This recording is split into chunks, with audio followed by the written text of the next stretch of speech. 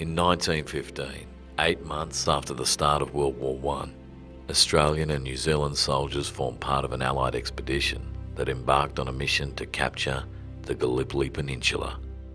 In darkness, the Anzac forces landed at Gallipoli on the 25th of April, and the following 8 months saw a bloody campaign that resulted in heavy casualties and extreme hardship for all troops involved.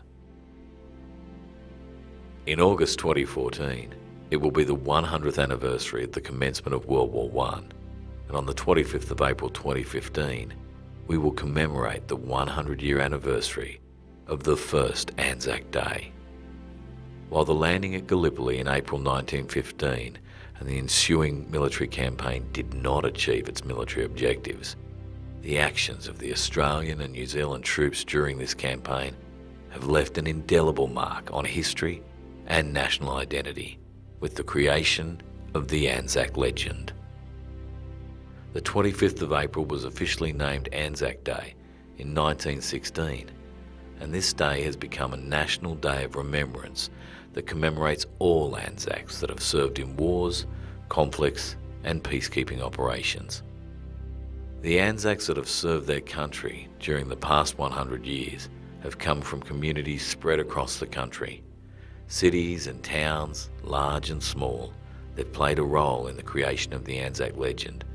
And on the 25th of April 2015, residents of the Camden local government area in New South Wales will join with the rest of Australia to commemorate the first Anzac Day 100 years ago and all the Anzacs that have served their country.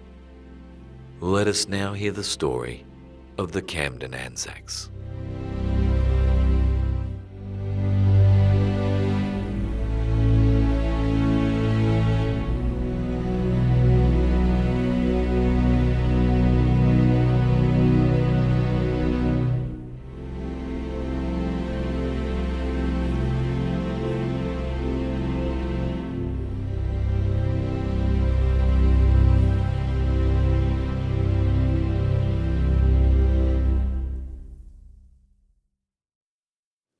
During World War I, 492 men and women with links to the Camden district volunteered for active service. The World War I Roll of Honour lists 92 soldiers who died. The following story of 4 brothers, all born in Camden, was revealed while researching soldiers from the local area who served in World War I. William Geary, known as Bruno, and 3 of his brothers, James, Patrick and Edmund, all born in Camden, served in World War I. Bruno was the 10th and youngest child of David Geary, a blacksmith, and his second wife, Bridget Woods, who were living at Harrington Park in Narellan. Born in 1881, Bruno was 33 years old at the start of the war, and he enlisted in the AIF on the 30th of December 1915 at the Town Hall in Sydney. Bruno served with the 18th Battalion and left Sydney on the troop ship Nestor in April 1916. He arrived in France via England on the 23rd of September 1916. Fighting in the trenches where conditions were horrific, Bruno contracted trench foot, an infection of the feet caused by cold, wet and unsanitary conditions, and bronchitis. He was sent to England for treatment in November 1916, and while there he was operated on for appendicitis. After recuperating, Bruno returned to the front in January 1918. Following another winter of trench duty in the spring of 1918, the 18th Battalion helped to repel a major German offensive. It seemed, however, that Bruno never fully recovered and returned home on the Medic, arriving in Sydney on the 9th of October 1918. William Bruno Geary died on the 25th of October 1918 at Randwick Military Hospital from medical conditions contracted while on overseas service in France.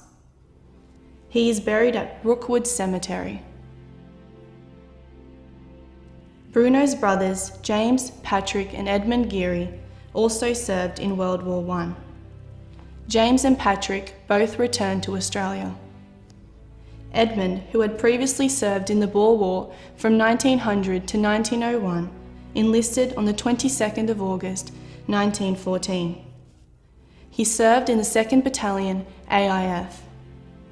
This battalion was formed within a fortnight of the declaration of war, and Edmund departed from Sydney on the Suffolk on the 18th of October 1914. The battalion sailed to Egypt, arriving in early December 1914, and took part in the Anzac landing on the 25th of April 1915.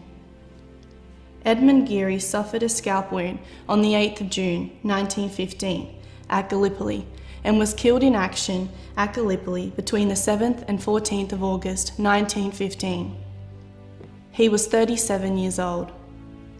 His memorial is at Lone Pine on the Gallipoli Peninsula. Lest we forget.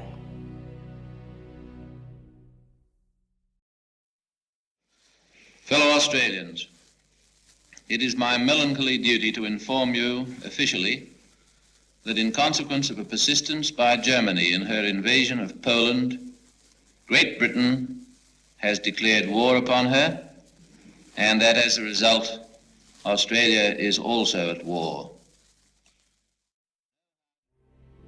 During World War II, between the years of 1939 and 1945, thousands of servicemen passed through the Camden area at the various defence facilities.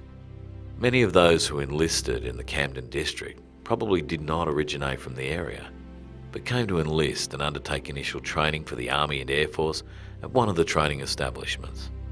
The major military establishments were the Narellan Military Camp on the Northern Road at Narellan and the Eastern Command Training School at Studley Park, Narellan.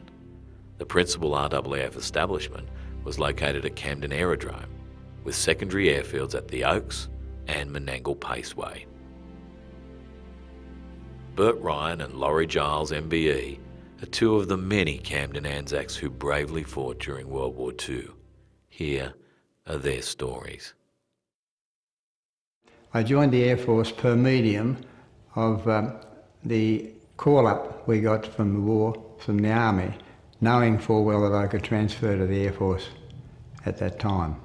I was 18 years of age and 1 month. I suppose, like most young people in our age group then, there was always a desire to help out where we could as far as Australia was concerned, because I'm a very savage Australian, and next to my family, I love this country most of all. I had the intention, I think since I was 16, like a lot of kids at the time. I tried the first time, I was about 16 and a half, my mate and I. We walked from Cabramatta to Holsworth, and I think it's got to be about 6 or 7 kilometres at least. Walked all the way there, and mainly I was attracted because they still had what was called the light horse. And of course I thought particular I'd be right, I'd ridden horses. And of course I told him, I'm talking all about, yes, I can ride, I can do this for horses. And well, he told me, 16 and a half, you're too young, mate. And of course I did try, I think twice, at least twice.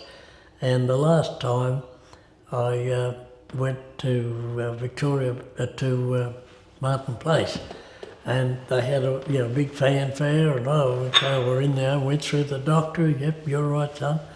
And then I had a sheet of paper given me with a whole lot of writing with this big room, and you'd go to little tables, and the guy would ask a question, check it off, and finally got to this guy, I think he was sergeant, and he read the paper sort of thing, said, yes, Mr. Ryan, how old are you? I'm 19, sir. Good.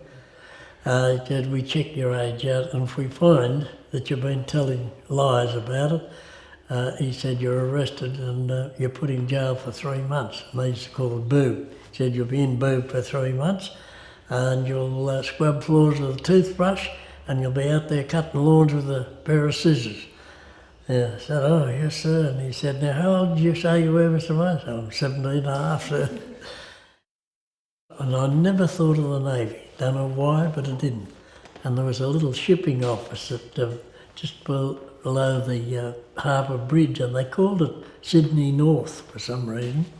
And you just lined up, and they'd say, well, we want two cleaners, two whatever. And they said, yes, we want two cleaners in the engine room. Right. They were fronted up the next morning, ready to go on board ship, and the person to come out said, oh, sorry, said Ryan, the two blokes that you guys were replacing are okay, they'll be taking their jobs on. I just told him straight, I said, look, I can't go back and put my mother through what she's been through now. I said, we got our goodbyes over. Oh, well, he said, we've got one job out, and it's commerce waiter. I'd never heard of it, and all I could think was a big pile of spuds. That's all. And I thought, no, I don't want to do that. And something told me to take it. Anyway, I did. I started the training at Tocumwal, where Tocumwal, of course, is on the Murray River in western New South Wales. I was pretty fit, very fit for a young fella, and the physical training didn't worry me, but I was never much good with guns at the time. But fortunately, there was a young man named Deacon. He'd been an army cadet, and he helped me along and sorted me out a bit, helped me along a bit. One of the beautiful things of it is that you had plenty of people that you could share your life with, to start with, and plenty of esprit de corps, and you always had somebody that you could rely on. The last part of that training was a bivouac on the Murray River, and the last particular job was to swim the river and back. Fortunately, being a Newcastle person, everybody swims in Newcastle. I was first in and first out, but it was terribly cold because it was right in the middle of winter. And I always thought that I wouldn't go back to that place again if I could help it. I haven't been back since. The first trip, they put all these troops on, and I had a pretty strong stomach, and I always remember we were going across the Bight, and it was pretty damn rough. And I went down, and you went to get into the hole, and they slept in the holes, and they were only like this, bunks between each bloke. You'd be lying down, and his mattress would be right in their face. And I got halfway down this ladder, and the smell that came up, they were all seasick. And I went up backwards out. I didn't go down again. We went to Pearl Harbor, which had been bombed only, this would have been the end of January, I think, we were there. Well, they were bombed in December, and we picked up, well, it was refugees, but the civilians, they were evacuating them out because of the war, of course, and took them back to San Francisco. And when we got there, and they put us ashore, one group in hotels in Frisco itself, and the others were in Oakland. And after about 2 or 3 weeks, we were getting $5 a week, and we had to live on that food. They paid our hotel bill. And after a couple of weeks, I thought, this is no good, like the war was going on. And I heard the Americans were all coming to Australia, troops. So I made inquiries, and the next thing I got myself a job on an American ship as an officer steward, and I'd carried no more than one plate in my life. And here I'm a waiter waiting on these 6 officers. It was a dream job, really. The actual function of the Merchant Navy, or Merchant Navy, was to transport everything pertaining to war. Well, the first thing was to transport men, the army, from one place to another into the war zones. Then you carried all the food, and then mainly it was ammunitions and fuel, which was the dangerous cargo. The Germans nearly won the war through sinking so many ships running from all over the world to England, and that was Hitler's idea, to isolate England and starve them into submission. The Navy part was to guard the ships as they crossed in the Atlantic and different war zones. And they couldn't do, it was impossible to protect us. even though they had all the guns, the Navy, and they were there to protect us, but they couldn't. There were so many ships. They used to tell us, we couldn't talk when you went ashore. They had pictures all around pubs and everywhere. You just got to shut up, not talk about what you did. So we really became the Secret Service, or silent service, and people never knew about the Merchant Navy. Now, in hindsight, when I look back, to me it's so sad to think that there's not even an official count of the merchant seamen that were killed during the Second World War. You'll read where hundreds and thousands, one case I read 2 million tonne of shipping was sunk in 1 year. That's a heck of a lot of ships. Initially, after the recruitment, I was posted to Evans Head. It was whilst I was there that I got the call and the posting to 3 Airfoil Construction Squadron. And I was pleased to get a posting to them because I knew I'd learn a lot from them. And they had a great deal of esprit de corps in there. They were real tough, hard workers and great fellows. My main role, from a working point of view, was a fitter motor transport. It was just one of those mechanical things that happened, fixing tractors and fixing cars and fixing trucks and all that sort of things that were necessary. And I just enjoyed that sort of work. We built airstrips in Morotai. We built airstrips there. And then, of course, further on to Leyte, went to Leyte, and we did all this under fire. When we left Leyte, we had some LSTs, what they call landing ship tanks, what we had supplied to us, full of equipment. We're supposed to do a second roll on the island of Mindoro. However, the evening before, we were told that we weren't going the second roll, we were going on the first lot. We hit the beach the same time as the American infantry. A pretty tough time it was too, because we had, unfortunately, the task commander, his ship was sunk and he was killed on the landing period. So, and things went pretty tough. At one stage of the game we had 336 air raids against us in 14 days. And that really changes your thought. There was one time in particular I remember so very well, that there was a destroyer had been damaged and was trying to get away. And the Allied people, they shelled and all sorts of things, and the thing sunk. You feel like cheering, but when reality hits, you've got to remember that those people were someone's sons, someone's brothers, someone's husbands, and it makes you feel, there's no doubt, my friend, that war is a bastard. Because you've got to do it. They would do it to us and we would do it to them. It doesn't make it any better though. There's no such thing as a good war. And there's no such thing as glory in war. There's no such thing in the split trench as an atheist. Going through all those air raids and things like that, people used to say, oh, this is a terrible thing. Why does God let this happen? There's no such thing as a God and all this. However, when the bombs are falling around and they're all praying to the same God I was praying to. And I think that esprit de corps and the feeling you have for your friends builds a very strong companionship, friendship, hardening, all those things that do. And it becomes just part of life, you can't go out of it. It was very dangerous. And you didn't think, if you lived in fear, you wouldn't have been there. You didn't think about it. You accepted it was.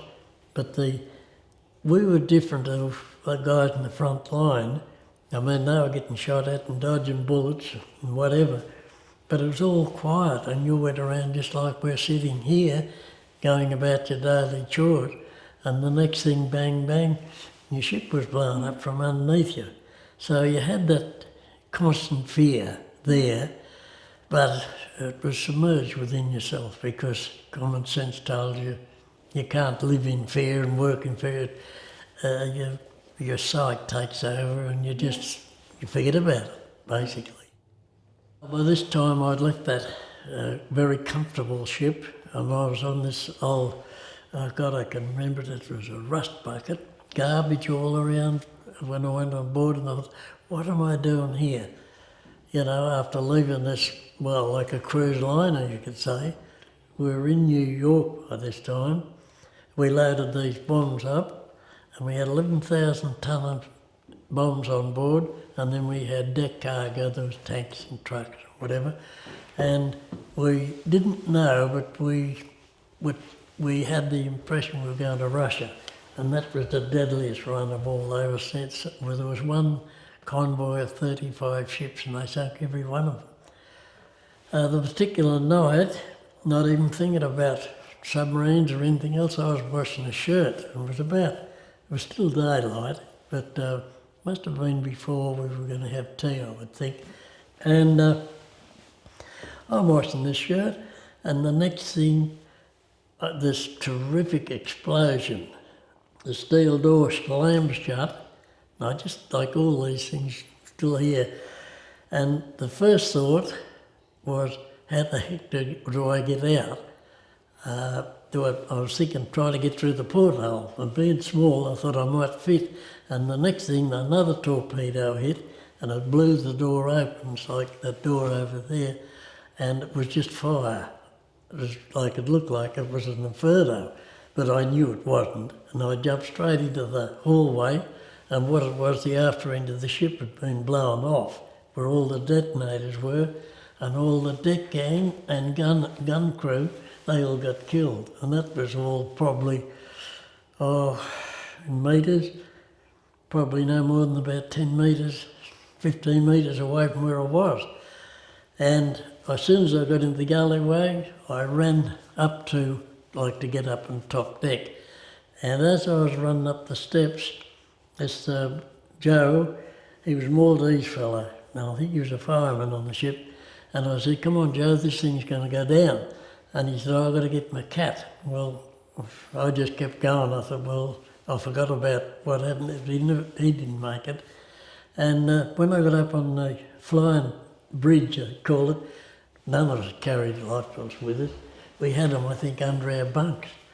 I looked up and there's a ship ahead of us. It was sinking. It had been hit first and then they hit ours. Thank God I didn't panic. I don't know, it wasn't that I was any hero, it was nothing like that. I just didn't panic. I looked over the side and the lifeboat was in the water, and just as I looked over, I recognised our little mess boy. And he fell in or jumped in, and he got caught between the lifeboat on the side of the ship and just squashed him, you know, that was him gone. And I ran down onto the lower deck, and we used to have these rope ladders, and they were about 2 metres, well, metre and a half wide. I climbed down that, and they talk about these fast swimmers today. I always thought of it. I guarantee I swam twice as fast as any of those blokes ever knew how to, mainly because you knew damn well if you were in the water near the ship as it sunk, you'd go down with it. All this time, like I said, I didn't panic and you weren't frightened, you were just too busy saving yourself.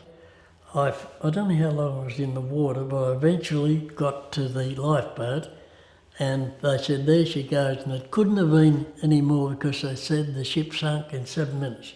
I often wondered who the hell the bloke was taking the stopwatch on. Anyway, then somebody finally dragged me into the lifeboat and the ship had stopped. The orders were given to ships at those times. They were not to stop and pick up survivors. And I don't know, this guy, the captain of this little ship, stopped and picked us up. And I remember getting up on the deck and this bloke come up and we were like 2 girls. He just ran up, or he did, he ran up to me and was cuddling up to me, and I was shaking, just really shaking, with a cold and shock. I think that's what happened, settled in. And one bloke came up and put a cigarette in my mouth. I couldn't put my hand up to my face, take it out. And I'm an anti-smoker now, but there's no doubt about it being a drug because by the time I got the cigarette down, I could take it out of my mouth, I'd calm down. That was the thing that amazed me. It was the English, especially the English sailors, they couldn't swim. They never learnt to swim. And that's the only thing that saved my life, was being able to swim. In these experiences, when you reflect on them, how do you think about them? How do you reflect on the war? For some time, the thoughts are very strong. As time goes by, of course, they're not quite as bad as they used to be. But part of it we wouldn't have missed for anything. Wouldn't have missed it at all. You always find that you've got a friend. If you need help, you need someone to look after your back. It's most important that you get somebody who is a little bit of a larrigan. Not a bad person, but a bit of a larrigan. He'll look after your back, the same as you would look after his. Yeah. And I guess something that we refer to as the Anzac legends, we're also proud of our Anzacs. And extremely so, because again, these people had done exactly the same that we did, only many years beforehand, and some of the things that they did were very, very difficult, and some of the things that we did, although many years after, were also very, very difficult. But the esprit de corps is there, and it always will be.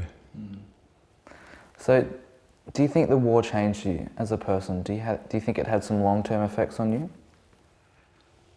No, it hasn't had a long-term effect on me, but yes, it did have effect on me for some years after.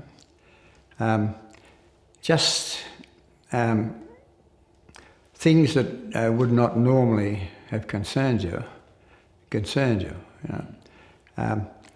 It had the effect of you seeing that people were getting killed for probably no reason. Not when I say no reason at all, that's not so. But you didn't know them, had no purposeful reason personally to want to knock them about or things like that. It took a time for that to subside. And was it hard to change back into normal life after being an active serviceman? It would depend. On some days it was, sometimes it wasn't. But I fitted in quite well because I loved the service. I was a very lucky bloke. I had many years at it, almost 25, and enjoyed it very much. Matter of fact, it's fair to call me a military maniac, if you like. Only a few short years after the end of World War II, in response to the invasion of South Korea by the North Korean Army on the 25th of June 1950, Australian troops were again engaged in military action. 17,000 Australians served in the Korean War between 1950 and 1953, with 339 dead and 1,200 wounded. Around the same time, Australian troops became involved in the Malayan emergency in 1950. 39 Australian servicemen were killed in Malaya and 27 were wounded. Australian troops also fought during the Indonesian confrontation with Malaysia as part of a larger British and Commonwealth force under British command.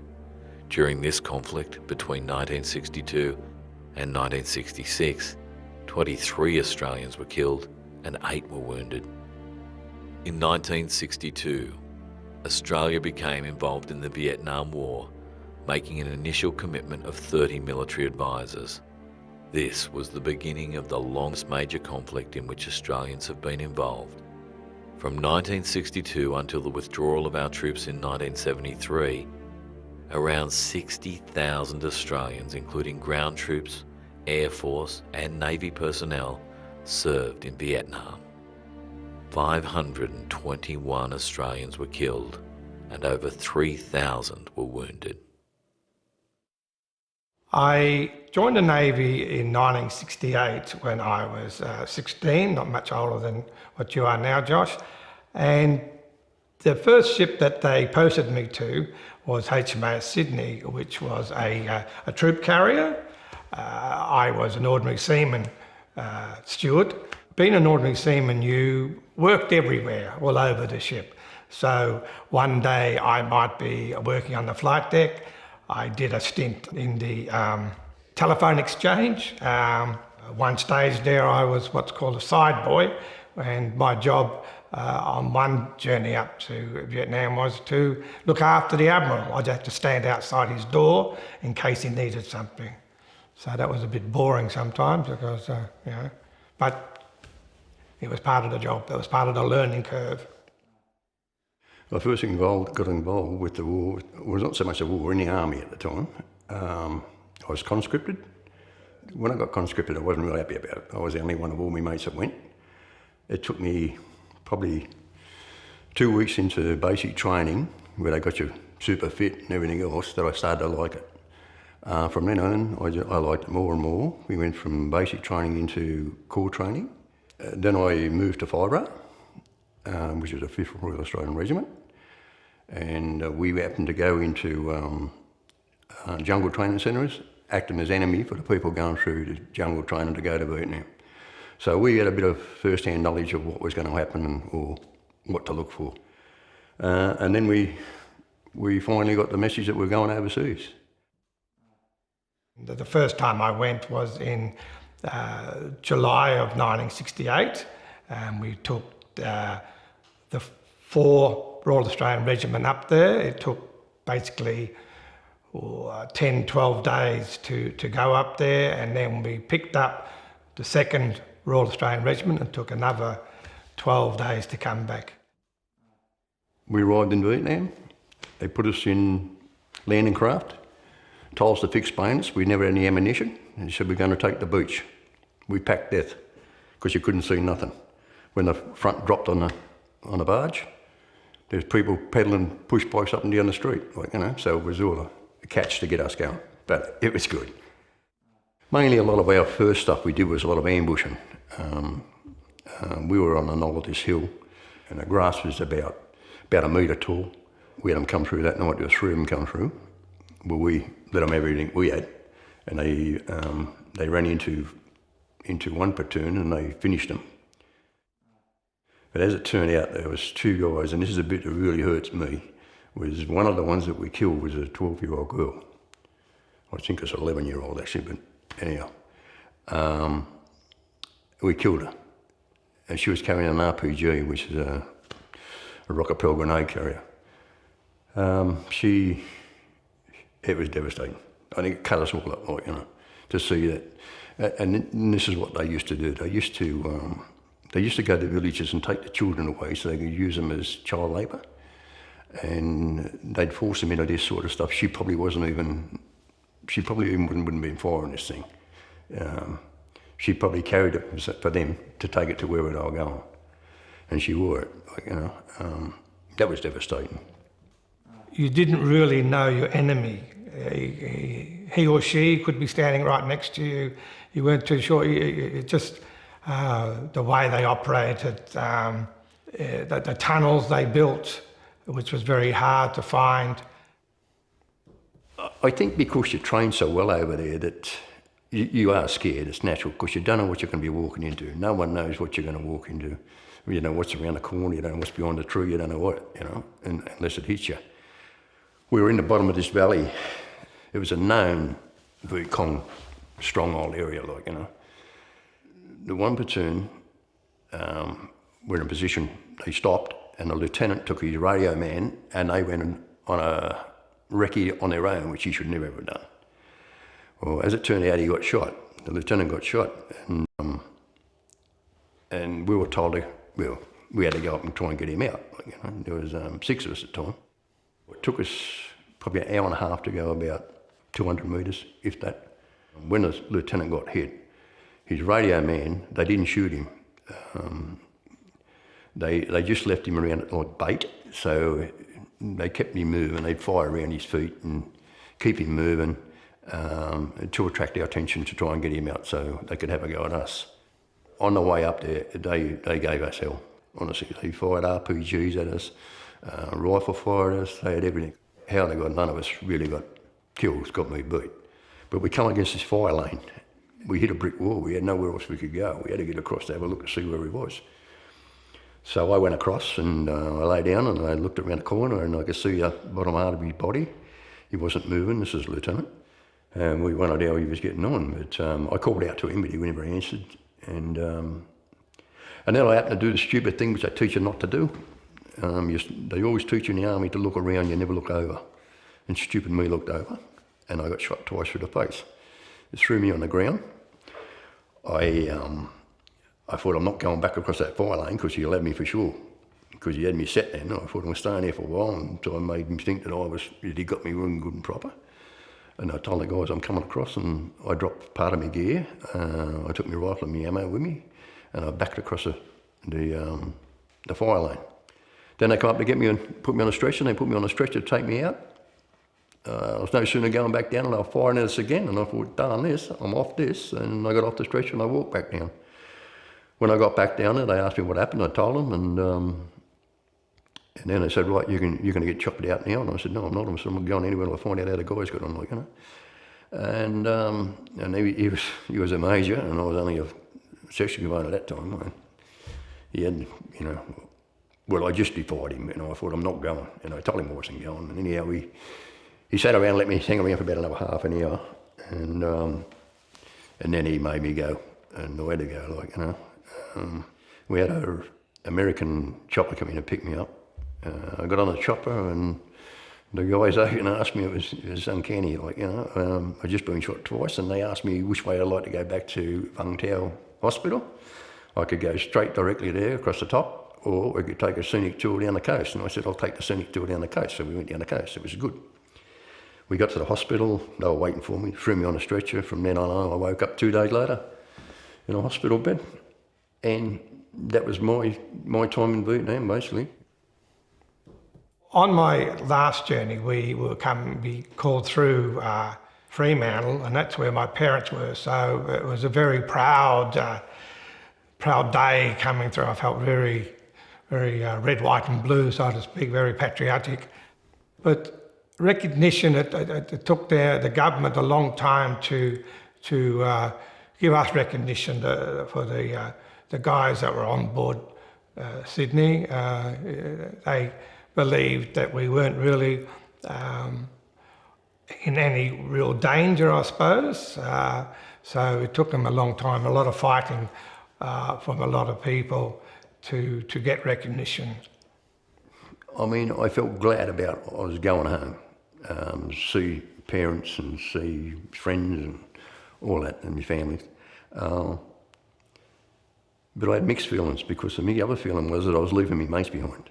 And in that period of time that we were over there in Vietnam in that 5 months, we could become very, very close. I'd probably even say as closer than my own brother. We were that thick with each other. Everyone looked after each other, and it was right on. So it even cuts me up thinking about it now. That really hurt me. But I was glad to get home to see the family and to safety at the same time. When the guys come back from overseas, I got invited to go up into the town hall, on the balcony of the town hall, to watch the march through Sydney. And I did, and I seen the reception these guys got when they come back was unbelievable. It was actually disgusting. Guys that put their lives on the line, and people throwing tomatoes at them and stuff like this, you know, it was ridiculous. So I sort of bucked up from then. I never got to see the guys even after that, and they had to go back to their what's-the-name. And I never got to see them then for about another 10, 12 years' time, probably longer. I wanted nothing to do with it. I didn't want to know anything about it. And it wasn't until that time after that a guy ran into me in a hotel, found out where I lived, and another 2 guys came over and see me, and I got back together with them again. But and we're still as close as we ever were. Still as close as we ever were. Well, the Anzac spirit, to me, is, you know, comradeship, friendship, courage, mateship. But it doesn't necessarily have to be involving the military. I think there's a lot of disasters around that shows the Anzac spirit, people coming together helping each other. That's the Anzac spirit in my opinion. Did you feel like an Anzac after taking soldiers up to Vietnam and being... Initially, no, I must admit, it didn't feel that way. But years later, when I started reading, about Gallipoli and Tobruk and things like that, Kokoda Trail, it really, I felt the Anzac spirit. And I never used to march up until about 10 years ago. So yeah, I'm really feel proud now, and I feel I'm a part of the Anzac spirit. Yeah. The Anzac spirit is like me and the guys I was involved with, and that's exactly the same as what's happened all over the years. There is no difference between a lot of us.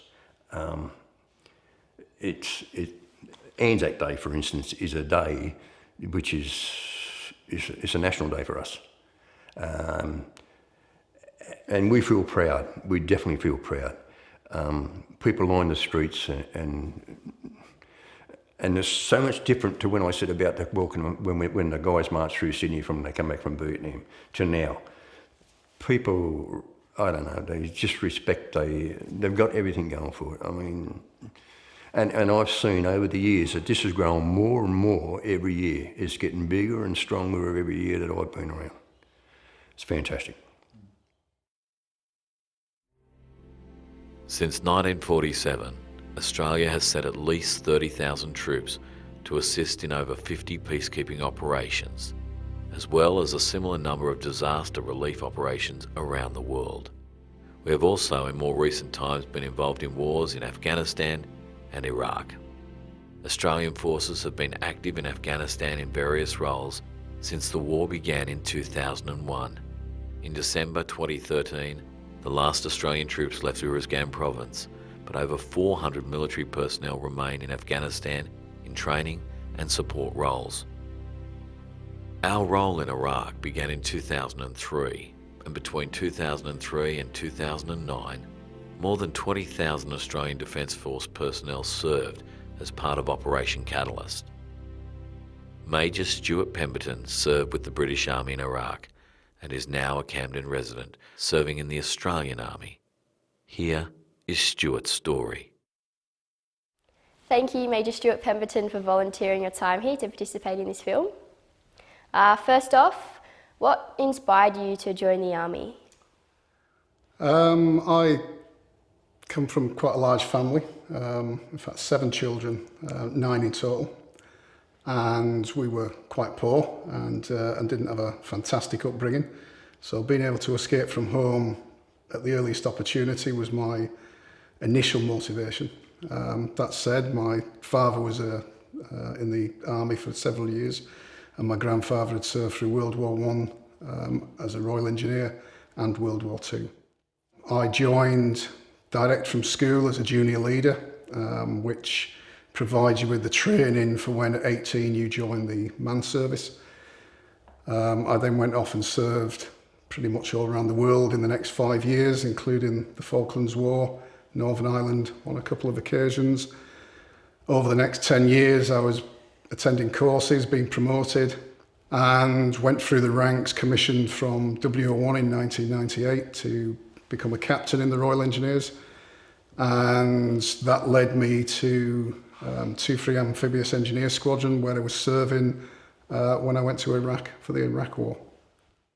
One of the things that sort of sticks with me more than anything else is witnessing, I suppose, the professionalism of our young soldiers and reaffirming how good our training is, to see the young guys' pleasure, and it is pleasure, in doing something successful and professional whilst under attack by an enemy was fantastic. Some of the highlights for me were the children. One of the things I will never forget is the children lived in abject poverty. They were very, very poor people, but they were spotlessly clean. And their parents, to me, that said that their parents were proud people who looked after their children, and you know, they made sure that they were reasonably respectful. One of the main roles of the unit I was with, I was the quartermaster, and the unit was an amphibious engineer squadron. In this particular instance, the amphibious element was what we term M3 bridges. An M3 bridge is a mobile vehicle that when it enters the water becomes, I guess, a boat, and it opens up on either side and forms a basis that you can link 2 or 3 together to carry tanks and other vehicles, or you can link several to cross a river as a bridge. The difficulty in all of that is that we are a soft-skinned vehicle, which means we're not armoured, and our protection is about as thick as this uniform that I'm wearing. So it doesn't give you a great deal of confidence when people are shooting at you, as they tend to do in these circumstances. The Iraq War was the first time that this equipment had ever been used in its actual purpose, which is to take vehicles across in a war situation. We were successful in a war environment. We managed to bring more weight than anybody had ever conceived possible to put onto our ferries. And I probably managed to drink more tea than I've drank in any time in my life. It was a very successful sort of period of time. And it was a huge professional success for all of us. It was really, really important. It was a great thing that happened. We got an alarm on this particular day, and we were told to pull the ferries out and take them down to the port of Qazar. We didn't know about this at the time. We found out afterwards. The 7th Armoured Brigade saw from satellite imagery 6 vehicles that the footprint, and that is what it looks like from a satellite, resembled Scud launchers. And they sent 4 F-10s, I think they are, or F-14s, to destroy our vehicles. And it was only that there was somebody in the operations room who realised who we were that stopped us losing 6 vehicles, their crews and everybody else supporting them, myself included. But the British Army has always been aware of the Australians as a good fighting force, a quality, good men who are there when it matters.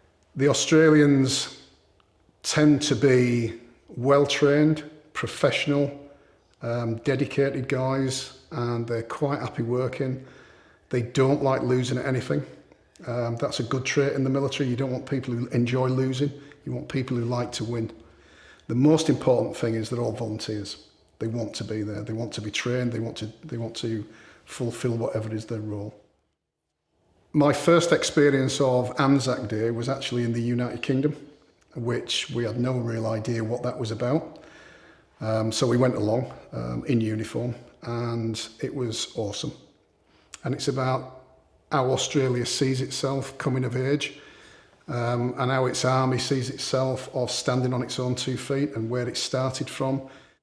Having been here for coming up for 7 years now, I understand the Anzac spirit to mean what I would call the bulldog spirit, which is a British thing, the Churchill stiff upper lip, the ability to keep going when mere mortals would just give in.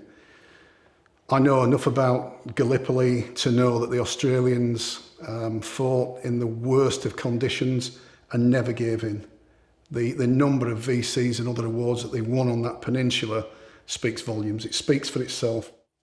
I've been on the peninsula and I've walked in the landing areas where the Anzacs landed, and I considered myself to be fit. I wasn't freezing cold as they would have been. I was pretty well fed. I wasn't under fire, and I was puffing and panting before I got, anywhere close to where some of those boys went on those days. And it's there today. I tell you that, it's there today. But it's not just there in the soldiers. It's there in the young people in this country. It's there in the sports stars in this country. There's lots of examples. There's lots of people who demonstrate that same Australian spirit. And it's that spirit to win, that spirit to keep going, to give everybody a fair go. I've lived all over the world. There's no better country than this for people getting a fair chance. Doesn't matter where you come from. If you want a fair chance, come here. That sounds like a tourist thing, doesn't it? Each of the branches of the Australian Defence Force has a reserve component. These forces are the Royal Australian Naval Reserve, Australian Army Reserve, and Royal Australian Air Force Reserve. The main role of the reserves is to supplement the Permanent Defence Force personnel during deployments and crises, including natural disasters. My father actually decided that I should join the Army Reserves. I left school back in 1976. The local plumber, David Wilson, who was in charge of the Ordnance Platoon, and my father said, would you take my son as a new recruit to join the Army Reserves, see what type of adventure and friends I could meet along the way. So it was basically, a new sense of adventure why I wanted to join. The first 12 months was, was here at Studley Park, and then my recruit camp was also at Bardia Barracks, which is located at Ingleburn. Not much is there now, but that used to be the main training camp for World War II soldiers, field hospitals, also military police. It was a big army base back then. The first 12 months was basically training in radio operations, gunnery, how to shoot rifles. Back in my days, it was an SLR, which was a self-loading rifle. Also how to shoot a 30 cal machine gun and a 50 cal machine gun, ready for preparedness for our operations in armoured corps vehicles. We did a lot of marching, a lot of discipline was involved. Also how to split polish boots, how to iron your uniform with a lot of starch, how to communicate with soldiers, how to also read maps, camouflage. It was basically basic training, once again to make us, get us prepared for our initial military service. I do remember that the non-commissioned officers would basically come down very hard on us for discipline, being young 18-year-olds and 19-year-olds. I don't think anyone was over 20. Wake up 5:30 in the morning.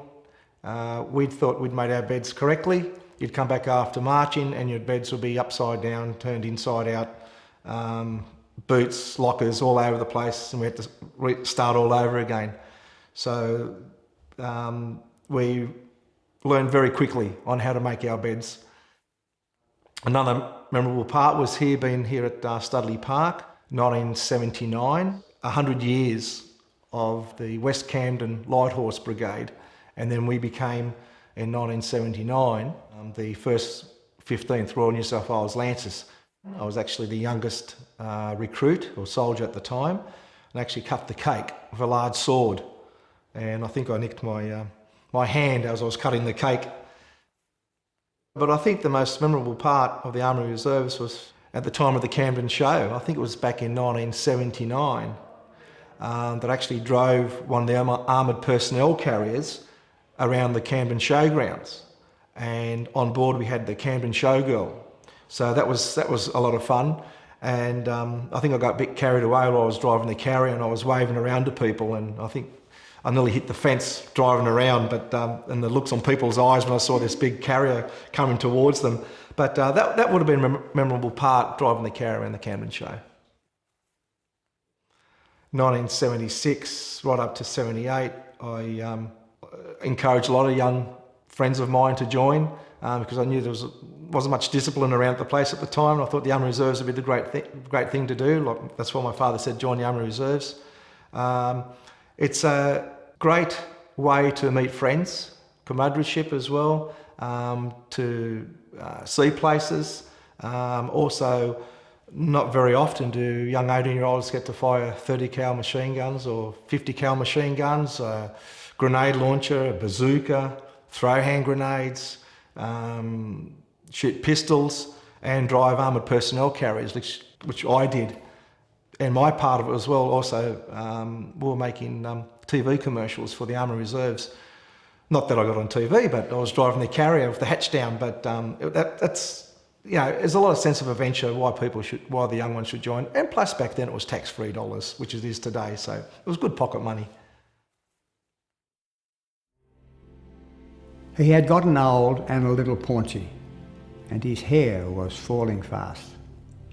On his visits to the RSL, he told stories of the past.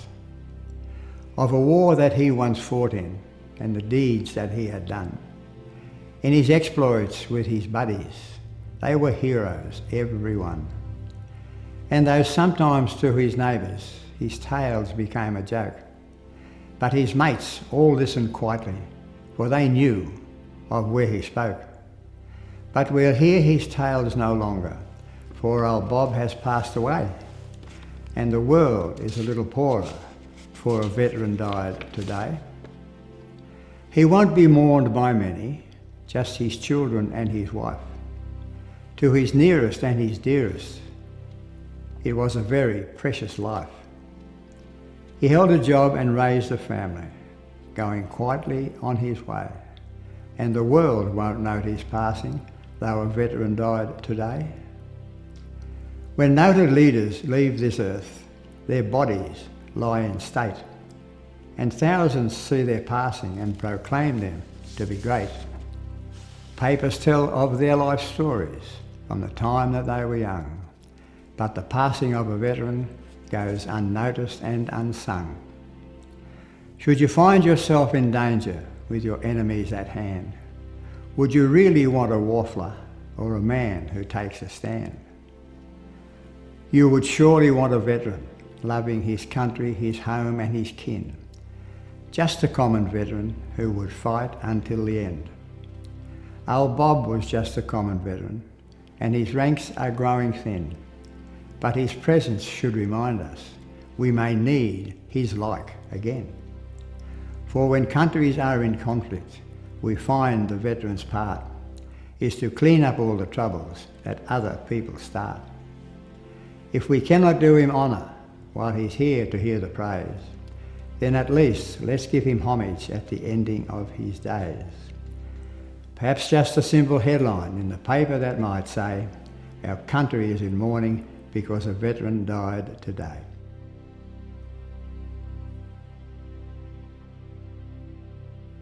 They shall grow not old, as we that are left grow old. Age shall not weary them, nor the years condemn. At the going down of the sun, and in the morning, we will remember them. Lest we forget. Lest we forget. lest we forget.